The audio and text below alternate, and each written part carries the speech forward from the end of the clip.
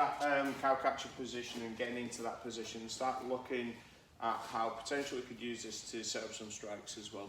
Okay, so going back into the same position, we've got the bicep control, we've got the head control in here. Yeah, this hand is pushing into the hip, then this is feeding into the cow catcher, but just from this kind of broken position for Jason and his posture being broken down, yeah, that's what we're looking for. It's not pulling the person into me, because that encourages him to take you down and get like double legs, single legs, or even body clinches. So I'm always taking his head off scent line, so it's going over to like my opposite shoulder. It's really difficult for Jason to do an awful lot once he's in this position, yeah, because this arm's acting as a little bit of a frame. So if he does drive in, yeah, I've got that arm where I can push down and control, yeah, but he's never really sort of driving with all his power straight as well because of the angle of the head. Okay, so we're going to cow catcher position into here. Okay, I'm not doing too much with this arm at the moment, but what we're going to look at is how to detach but set up some strikes from this position. Okay, so realistically, yeah, I don't really want to be going around this way. Okay, because then he can start hooking, grabbing legs and stuff like that. Okay, so whichever side we've got the cow catcher, that's the side we're going to move to. Okay, so here, and then I'm going to take a big step out, yeah, and then I'm going to serve his head up. Yeah, so I'm putting his head on the plate so I can throw a strike. Okay, so this is good if you find someone who's a really good wrestler. You're in a position where you're clinched up, you're fighting, doing all this kind of stuff. You just want to break quickly to then start getting into a striking position. Okay, so everyone's done this cow catcher. Okay, I'm going to take a step out to the side that I've got the cow catcher. Yeah, and I'm just going to lift the head up with that. Once he's there, just throw a couple of strikes, not hitting each other, but just get used to throwing them strikes off of the break, okay? Which is one of the things we're going to look at today.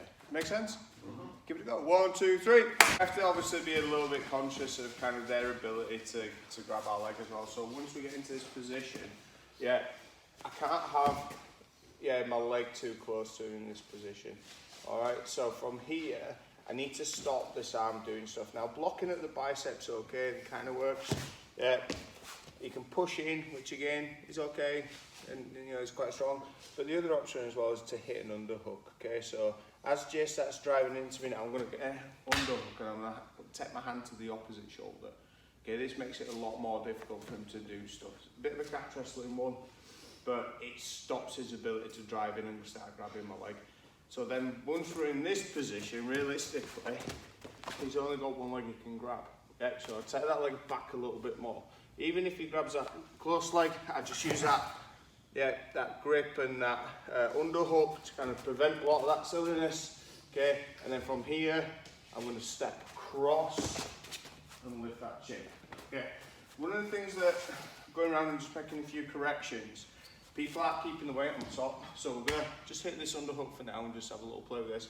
But you want to motivate the person to try and lift up. So when you start feeling him lift up, that's where you can then use that strike, change the angle, lift up to set up your strikes. When we do that step round, shouldn't we turn in the person, No. That kind of defeats the lift up a bit. Yeah. We want them kind of just stood there in this position, trying to bring the posture up. Okay, and it's that kind of that we're looking for. We're not trying to turn. We can use this to turn as well. So the good thing about this kind of position, using the cow catcher, I can, push him across. It's slightly different. That's more of a bicep one. But for now, I just want us to do the lift. Good question. All right, give it a go. Try and get that underhook arm. Yeah, don't go too hard, otherwise we're going to be flipping each other over. Now we've got older people's chins as well. It's a bit harsh on the spine and neck and stuff. Okay, give it a go though. 1, 2, 3. Use this to actually set up some takedowns. So we'll just say to Steve, and this is one of the things. If I'm going with someone bigger and I still want to take that person down, I don't want to do it stood in front, because it's always going to be really difficult. Because if they sprawl on top of me and they've got more mass and they're really strong, it's going to be hard to kind of deal with that. Even with the best shot in the world, shooting straight on with someone with a half decent sprawl but who's significantly bigger than you, it's hard, to complete the takedown. and especially if you stop, so if you get there and you kind of, oh shit, that weight, and getting that weight moving is always significantly harder. So we're going to use the same sort of theory to come in, and create an angle to shoot. So I'm going to shoot across, so as I clear, I'm not lifting the head up this time, I'm kind of just throwing the head across. I call this a shuck. Okay, so it's like forearm and bicep, so a still step, forearm and bicep, kind of push head across, and then from here into my single leg. Okay, so clinch, push, still controlling this arm, making sure it can't grab me. If he starts driving in, I'm going to go under here, change my angle, unhook, shuck, then into that single leg. Okay, so we can use this a couple of different ways. Let's give it a go. 1, 2, 3.